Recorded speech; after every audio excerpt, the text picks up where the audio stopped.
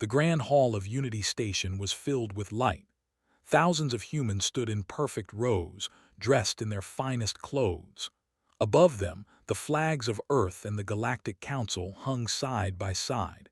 Music played softly as the ceremony began. Admiral Vance stood at the front, her medals shining on her chest. She was 60 years old, with gray hair cut short and eyes that had seen too many stars. Today, like every year for 300 years, humanity would say thank you to the Council. Thank you for saving them. Thank you for giving them a place in the galaxy. Thank you for everything. The Council's ambassador, a tall creature with blue skin and 4 arms, stepped forward to speak. His name was High Voice, and he smiled the way someone smiles at a child who has learned a simple trick. 3 centuries ago, said, his voice echoing through the hall, humanity faced extinction.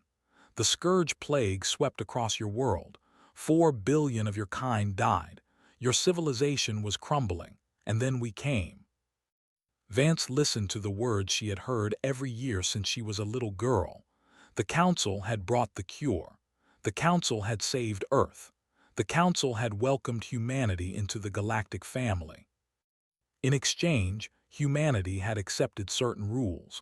They called them developmental restrictions. Humans could not build certain weapons. Their fleet could not grow beyond a certain size. They could not travel to certain parts of space. They had to send resources to the Council every year as payment for their salvation. It was fair, everyone said. Humanity was young. Humanity was dangerous. Humanity needed guidance. Vance believed this. She had always believed this. After the ceremony, she returned to her quarters and poured herself a drink. Through her window, she could see Earth floating in the darkness, blue and green and beautiful. Her home.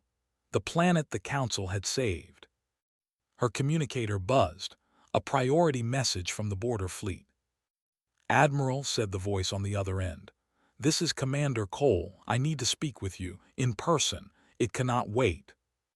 Vance frowned. Cole was a good officer, steady and calm. She had never heard fear in his voice before. She heard it now. I'm on my way, she said. The journey to the border took 3 days. Vance's ship dropped out of faster-than-light travel near a small station orbiting a frozen moon. Cole was waiting for her in the docking bay. He was a younger man, perhaps 40, with dark skin and tired eyes. He looked like he had not slept in days. Without a word, he led her to a secure room deep inside the station. On the table sat a small crystal, black as night, covered in strange symbols. I found a ship, Cole said. It was damaged, drifting in dead space. I brought it in thinking there might be survivors. He paused. There was one. Vance felt her heart skip. They are extinct. They died out 2,000 years ago. That is what the Council told us, Cole said. But this one was alive, barely. It gave me this crystal before it died. His hands were shaking. It said something to me, Admiral. It said the scourge was not our salvation. It was our cage. It told me to find the obsidian archives. Vance stared at the crystal. What is on it? I do not know. It is encrypted. But I scanned it and the data is old, very old. It dates back to before the plague. Vance picked up the crystal. It was cold in her hand. You did the right thing bringing this to me. There is more, Cole said. Before the died, it looked at me with such sadness, such pain, and it said they did it to us too, every species that rose too fast. They did it to all of us. Vance did not sleep that night. She sat in her quarters, turning the crystal over and over in her hands. Her mind kept going back to the ceremony, to the smiling face of High Voice, to the flags hanging side by side. 300 years of gratitude. 300 years of bowing and thanking and accepting their place. What if it was all built on a lie? She thought about her grandmother who had survived the plague as a child. She remembered the stories of bodies piled in the streets, of hospitals overflowing, of millions dying while the world burned. And then the Council had come with their medicine and their ships and their kind words. Heroes, saviors, gods. But what if they were something else? Vance made a decision. She would find the Obsidian archives. She would learn the truth, whatever it was. And if the Council had lied to humanity, if they had done something unforgivable, then she would make sure the galaxy knew. She called Cole back to her quarters. "I need people I can trust," she said. "People who can keep secrets. Can you find them?" Cole nodded. "I already have a list." "Good." Vance looked out at the stars. "We are going to find out what really happened 300 years ago, and if we do not like what we find." She did not finish the sentence. She did not need to. Cole understood. Every human would understand once they knew the truth. Humanity had been raised to be grateful. They had been taught that they owed everything to the Council. They had accepted limits on their growth, their power, their future. They had done this willingly, happily, because they believed they had been saved. But gratitude could turn to something else. It could turn very quickly. If the Council had lied, if they had hurt humanity and called it kindness, then they would learn something important about the species they had tried to control. They would learn that humans did not forget. They did not forgive. And when their rage finally boiled over, nothing in the galaxy would be able to stop it. Vance began making preparations. Somewhere out there in the dark spaces between stars, the truth was waiting. She would find it. And then everything would change. The journey to the Obsidian archives took 6 weeks. Vance traveled with a small crew on a ship designed to look like a trading vessel. Cole was with her, along with 12 others who had proven their loyalty. They crossed into forbidden space on a dark night. The Council had marked these regions as dangerous, filled with radiation and dead worlds. No one was allowed to enter. Humanity had obeyed this rule for 3 centuries. Now Vance understood why. The dead moon appeared on their screens, gray and cold. There was no radiation. There was no danger. There was only silence and secrets. They landed near a mountain range and walked for hours through frozen valleys. Cole carried a scanner that tracked the signal from the crystal. It led them to a crack in the rock, barely wide enough for a person to fit through. Inside, they found stairs leading down into the darkness. The Obsidian archives were vast. Endless halls stretched in every direction, filled with crystals and machines and the bones of creatures long dead. Everything was covered in dust. No one had walked these halls in centuries. "They built this place," Cole said quietly, "before they were destroyed." Vance said nothing. She walked forward, drawn to a central chamber where a single machine still glowed with faint light. It was a reader, designed to show the contents of data crystals. She placed the black crystal inside. The machine hummed to life. Images filled the air around them. What they saw broke something inside every person in that room. The scourge plague had not come from nature. It had not been an accident. It had been created in a laboratory on a council world, designed specifically to kill humans. The virus was engineered to spread fast and kill slowly, to cause maximum suffering and fear. 4 billion people had died screaming, while the council watched and waited. Then, when humanity was on its knees, begging for help, the council had arrived with the cure they had always possessed, the cure they had created at the same time as the disease. "They made us sick," Cole whispered, "and then they made us grateful for being healed." But there was more. The archives contained records going back 10,000 years. The council had done this before, many times. There had been a young species, creative and bold. They were advancing too quickly. The council had released a plague on their worlds. When they fought back, the council had destroyed them completely. There had been warriors, proud and strong.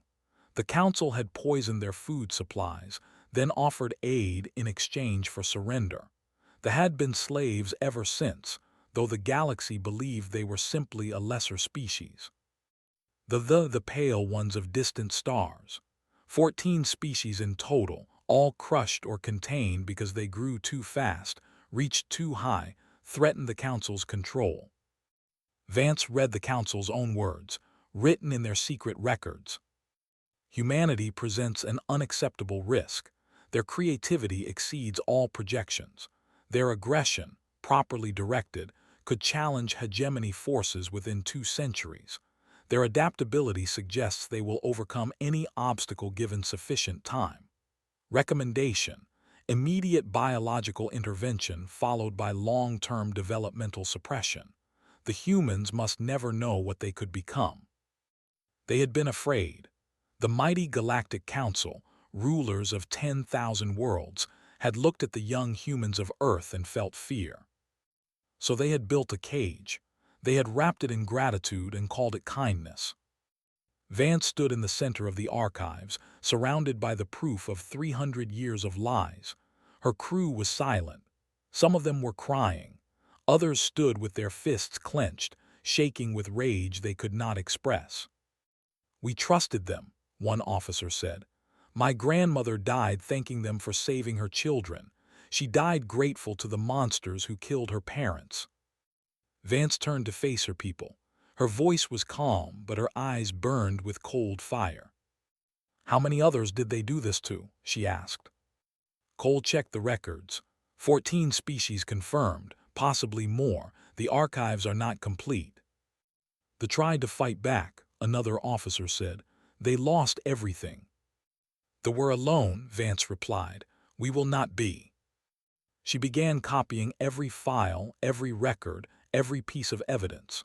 The truth would not stay buried in this frozen tomb. It would spread across the galaxy like wildfire. Every species would see what the Council had done. Every human would know the true cost of their salvation.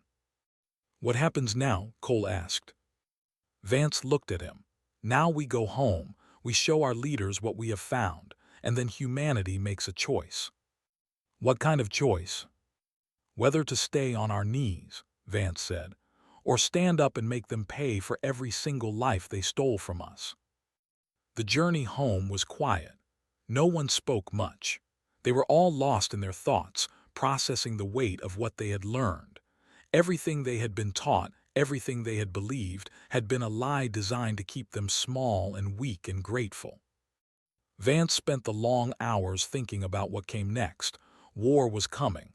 She could feel it in her bones, but it had to be done right. Humanity could not simply attack in anger. They needed allies. They needed strength. They needed the galaxy to see the truth. When they reached Earth, she went straight to the United Terran Command. The highest leaders of humanity gathered in a secure room to watch the evidence from the archives. The president of Earth was an old man named Thomas. He had spent his whole life believing in the partnership between humanity and the Council. As he watched the recordings, tears ran down his face. 4 billion people, he said. They murdered 4 billion people and made us thank them for it. Yes, Vance said. Was silent for a long moment. Then he looked up and his tears had dried. His eyes were hard. What do we do now, Admiral?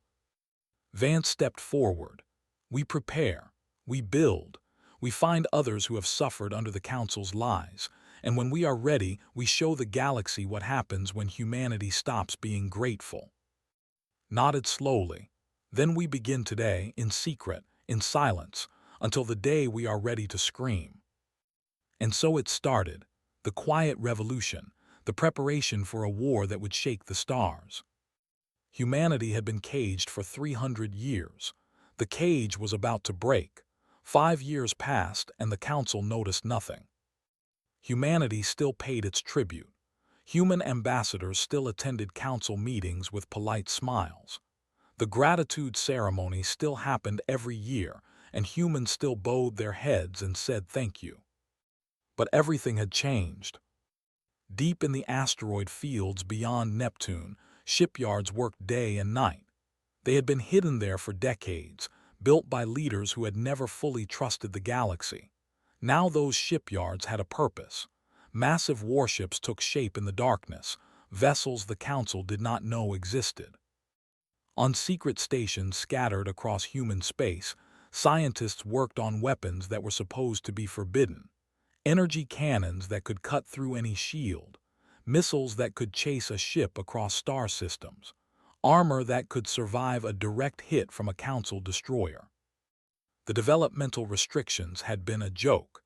Humanity had pretended to follow the rules while breaking every single one. Admiral Vance spent those 5 years building an army.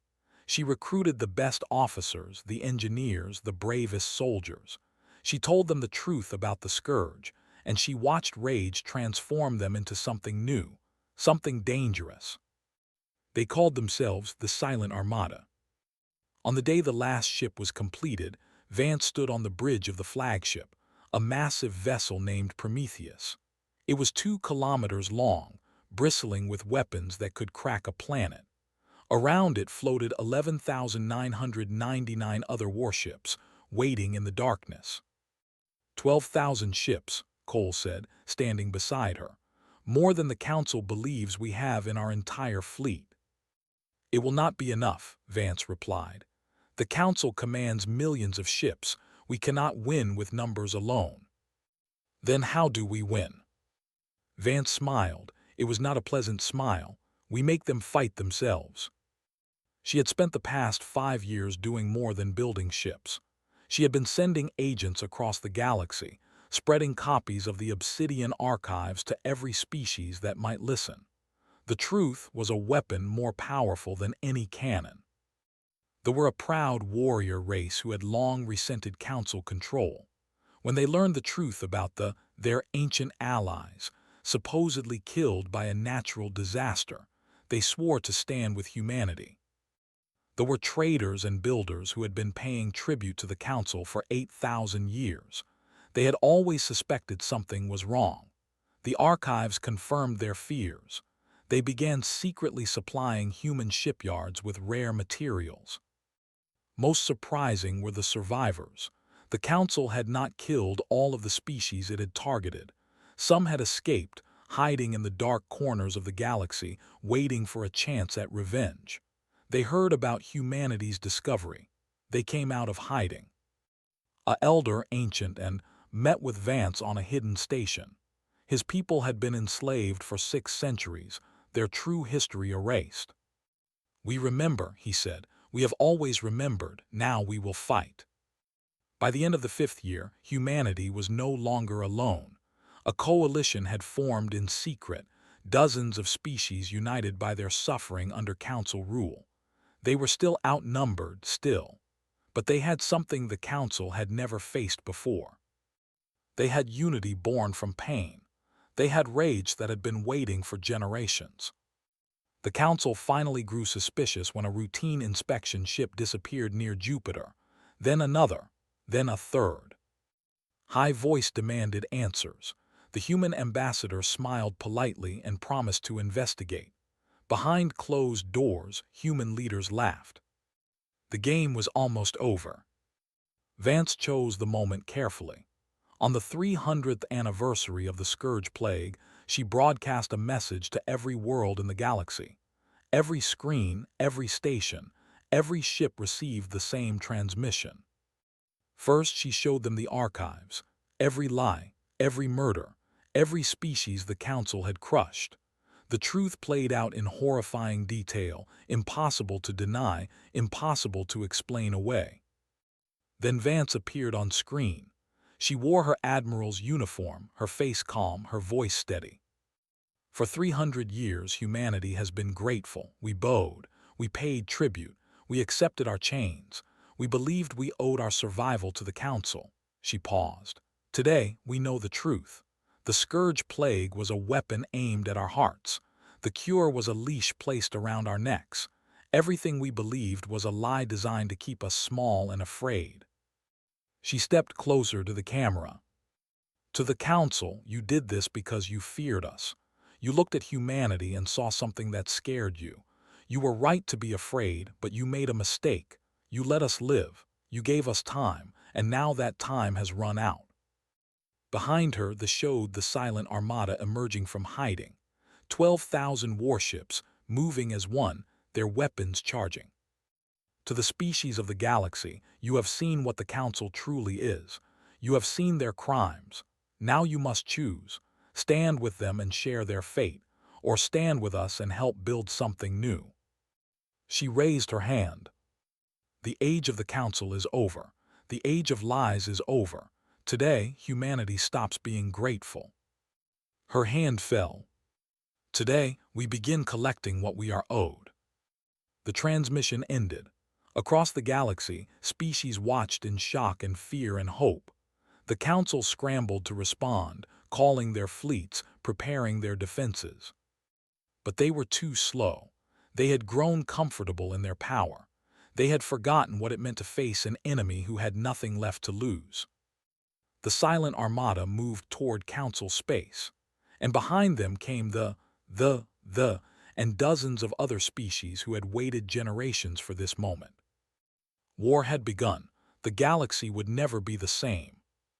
Vance stood on the bridge of the Prometheus, watching the stars streak past as her fleet entered enemy territory. Cole stood beside her, silent and ready. "No going back now," he said. "There was never any going back," Vance replied. "Not after what they did. This was always coming, they just did not know it."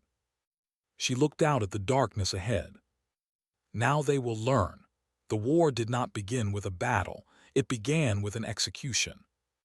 While the Council was still reacting to Vance's broadcast, still calling their fleets, still arguing about what to do, 12 small ships slipped through their defenses. They carried no weapons that sensors could detect. They carried something far more dangerous. Human soldiers. The Citadel of Voices was the heart of Council power. It floated in orbit around the ancient of the first Council species, protected by 1,000 defensive platforms and 10,000 guardian ships. It had stood for 10,000 years. No enemy had ever breached its walls. The human teams landed in maintenance bays and garbage ports. They moved through service tunnels that no one had walked in centuries. They wore armor that bent light around them, making them nearly invisible. They carried weapons that fired without sound. The Five High were meeting in the central chamber, arguing about humanity's rebellion, when the doors exploded inward. 3 of them died in the first 5 seconds. 2 managed to flee through emergency portals, vanishing into the void. The whole attack took 17 minutes from start to finish. When news of the assault reached the galaxy, everything changed. Species that had been waiting to see who would win now rushed to join humanity's side. The Council had seemed untouchable, eternal, unbeatable. Now they bled like anyone else. Now their leaders died like anyone else. The combined hegemony fleet finally mobilized. 12 million ships from 100 species, the largest military force in galactic history. They outnumbered the human coalition 3-1.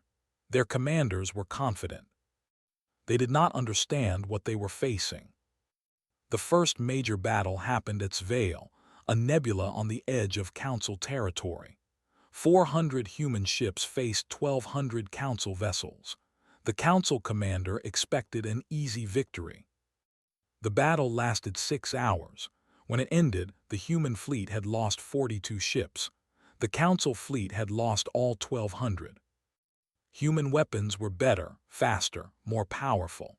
Human ships were built for war in ways the Council had never imagined. But more than that, human soldiers fought with something the Council species had never seen. They fought with hatred, personal, burning, endless hatred. Every human in that fleet carried the memory of 4 billion dead. They had grown up thanking the creatures who had murdered their ancestors. They had bowed and smiled and felt grateful to the monsters who had stolen their future. Every shot they fired was revenge. Every ship they destroyed was justice.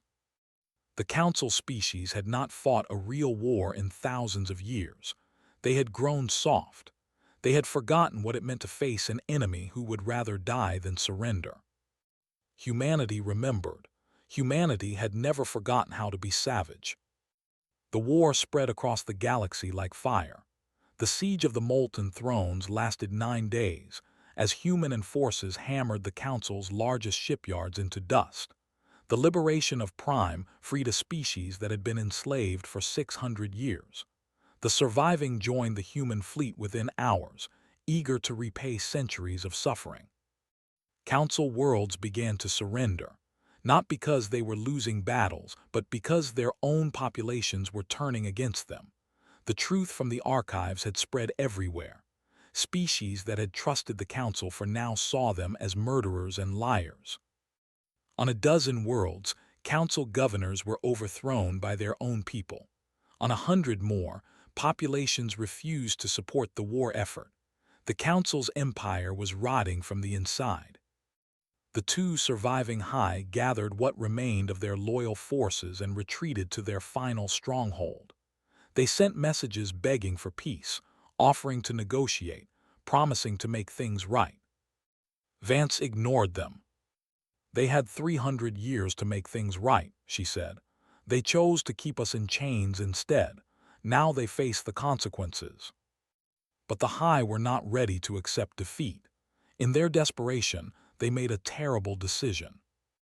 Deep beneath their fortress world lay the Axiom engine. It was an ancient weapon, built by a species that had died millions of years ago.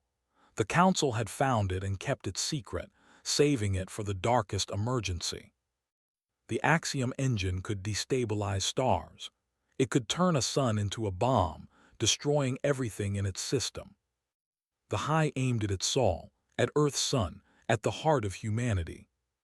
Vance received the warning from a spy inside the Council fortress. The engine would fire in 72 hours. There was no way to stop it from outside. The weapon was housed in a pocket dimension, a bubble of folded space that no normal ship could enter. Her officers despaired.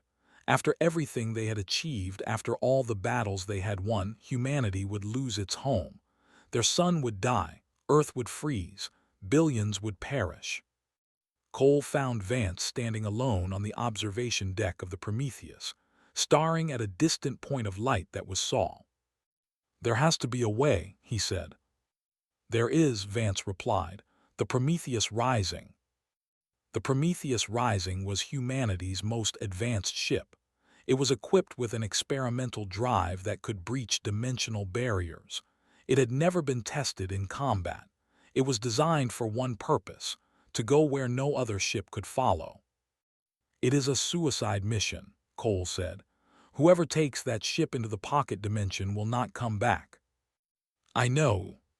Cole understood. "You are going yourself." "Yes." He wanted to argue.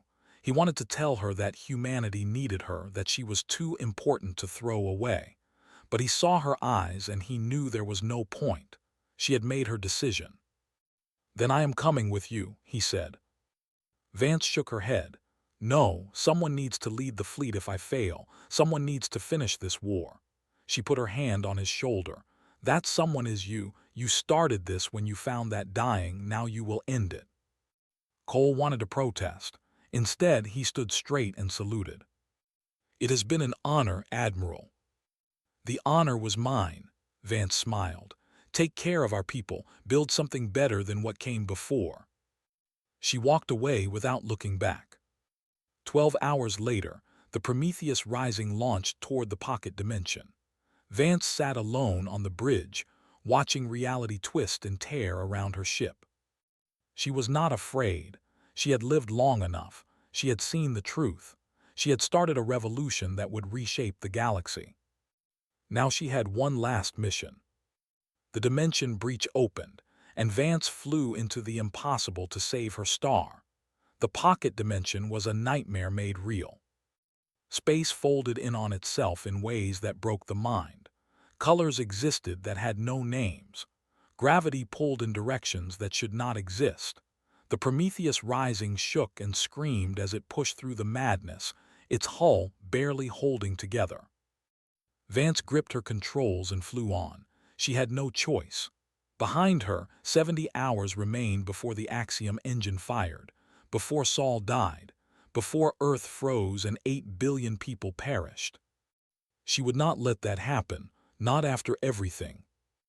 The pocket dimension was not empty. The Council had filled it with defenses. Automated weapons platforms fired at her from angles that made no sense. Attack drones swarmed from tiers in reality. Vance destroyed them one by one, burning through ammunition, taking hits that would have killed any normal ship. The Prometheus Rising was dying. Vance could feel it in the shuddering of the deck, the alarms screaming from every system. But she was close now. She could see the engine ahead, a massive structure of black metal and pulsing light, ancient beyond imagination. One final wave of defenders appeared. Council ships, crewed by fanatics who had chosen to die rather than see their masters fall. They formed a wall between Vance and her target. She opened a channel. "You know what your leaders did, you know the truth, stand aside and live." The lead ship's captain replied, "We know, we do not care, the old order must survive." Vance felt something like sadness. These creatures had seen the evidence of their master's crimes.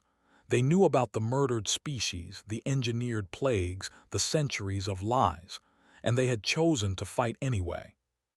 Some chains were invisible. Some prisoners loved their cages. "Then you die with the old order," Vance said, and she flew straight at them. The Prometheus Rising was not built for this kind of combat. It was an exploration vessel, a science ship modified for one desperate mission. But Vance had spent her whole life in battle. She knew how to make any ship into a weapon. She dodged and weaved through enemy fire.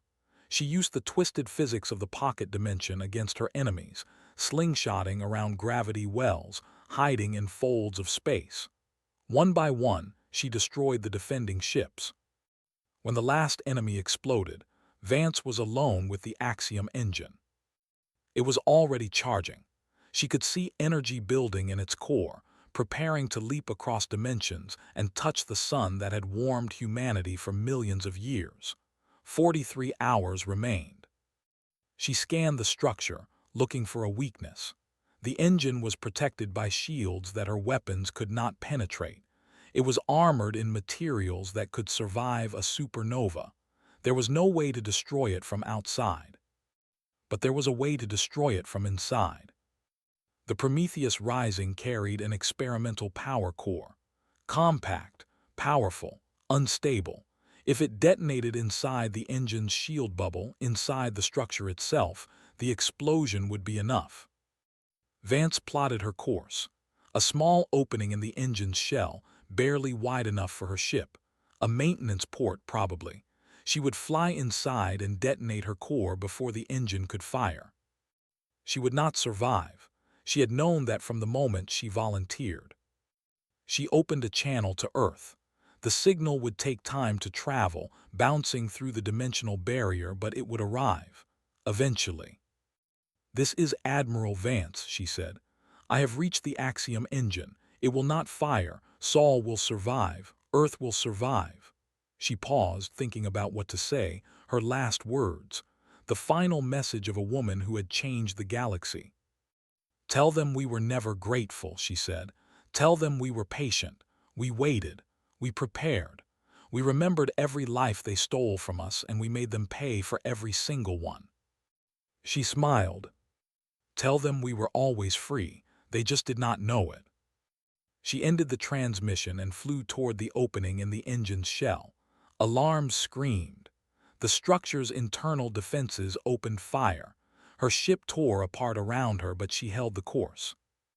The Prometheus Rising entered the heart of the Axiom engine. Vance closed her eyes and thought about Earth, about blue oceans and green forests, about children playing in sunlight, about a future she would never see. She triggered the core detonation.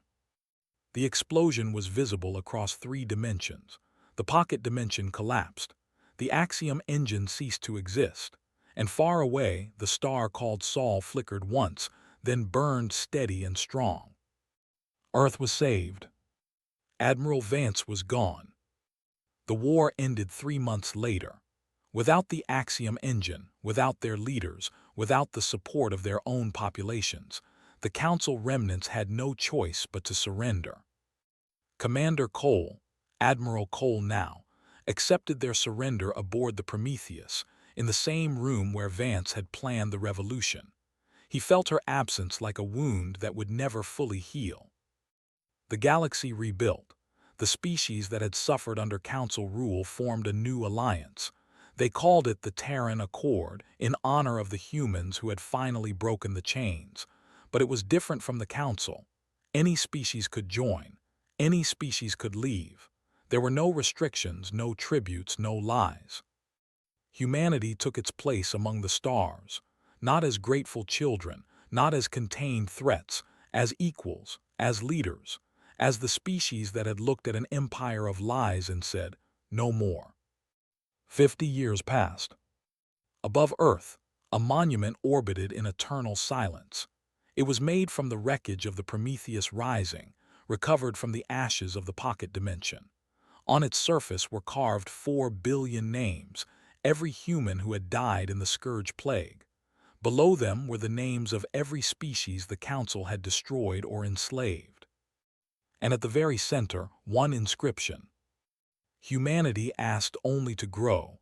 When that was, we asked for justice. When that was, we took it. Let this be remembered. We are not the monsters they feared. We are the consequence of making monsters necessary.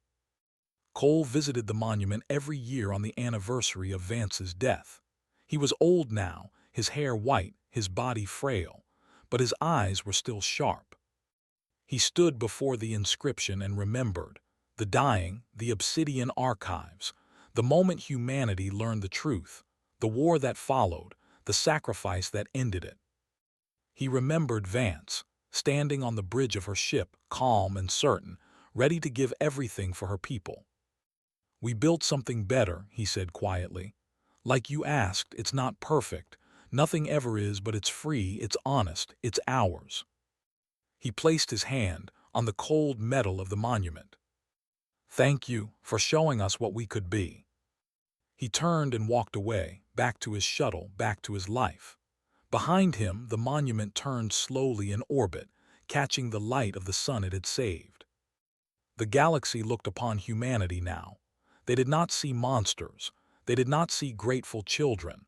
They did not see weapons to be feared or threats to be contained. They saw a species that had been broken and had refused to stay broken. A species that had been lied to and had found the truth. A species that had been caged and had shattered its cage. They saw humanity, and they looked upon it with respect.